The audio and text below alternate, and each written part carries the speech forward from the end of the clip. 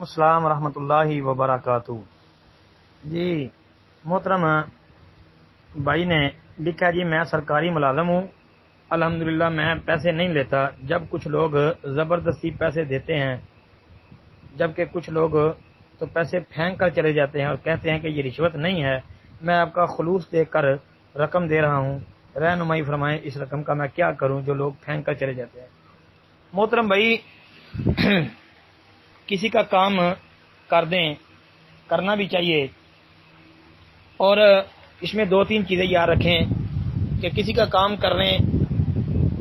اللہ رب العالمین کی رضا کے لیے کر دیں گے پھر بھی اچھی بات ہے۔ اگر کوئی مزدوری پر کوئی کام کرتا ہے کسی کا، وہ بھی ٹھیک ہے، ہاں۔ اور اگر ایسی صورت ہو کہ کوئی بھائی کہے یار میرا فلاں کام نہیں ہو رہا تو آپ میرا وہ کام کر دو، تو جب آپ اس کا کام کر دو تو وہ آپ کو پیسے دے، اس طرح سوال میں بھی بات درج ہے، تو آپ لے لو، یہ ٹھیک نہیں ہے، اس سے بچیں۔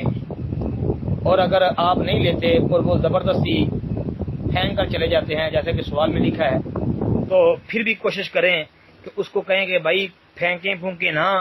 آپ ان پیسوں کو واپس لے جائیں۔ اگر آپ ویسے ہی مجھے دینا چاہتے ہیں خوشی کے ساتھ تو پھر کسی اور موقع پہ دے دینا، جی ایسے موقع پر نہ دیں کہ جس موقع پر دینے سے معاملہ جو ہے وہ شک والا بن جائے، کہ دیکھنے سننے والے تو یہی سمجھے گا کہ یہ رشوت ہے، جی تو اس لیے بچنا چاہیے۔ اور شک والے معاملات سے بچنا یہ بھی سمجھو کہ ایمان کی سلامتی اور ایمان کی حفاظت کے لیے بہت ضروری ہے۔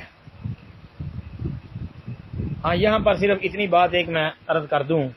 کیونکہ بات رشوت کی آ گئی ہے تو میں وہ بات بھی عرض کر دوں۔ ہمارے یہاں جو معاشرے میں یہ بات بڑی مشہور ہے کہ رشوت دینے والا اور لینے والا یہ دونوں جہنمی ہیں، اور یہ بھائی ایسی کوئی روایت ثابت نہیں ہے۔ الراشی والمرتشی کلاہما فی النار، یہ والی روایت جو ہے رشوت کھانے والا کھلانے والا یعنی دینے والا اور لینے والا یہ دونوں ہی دوزخی ہیں، جہنمی ہیں۔ یہ روایت جو ہے مسند بازار وغیرہ کے اندر آتی ہے تو ثابت نہیں ہے، ضعیف روایت ہے۔ البتہ ابو داود وغیرہ کے اندر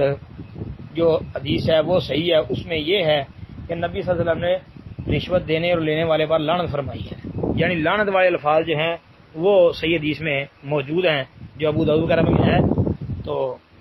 جو اس کے علاوہ آگ والے ہیں اب وہ ثابت نہیں ہے۔ یہ میں نے جو ہے استفادے کے لیے جو ہے وہ عرض کر دی ہیں، تاکہ لوگوں کے اندر رشوت والا معاملہ جو ہے وہ بڑا عام ہوتا ہے اور اس پر کئی لوگ جو ہیں وہ جذباتی ہو کر جو ہے وہ یہ حدیث سنا دیتے ہیں کہ رشوت لینے اور دینے والا جہنمی ہے۔ اس غرض سے میں نے اس کی تحقیق بھی کر دی ہے۔ السلام علیکم ورحمۃ اللہ۔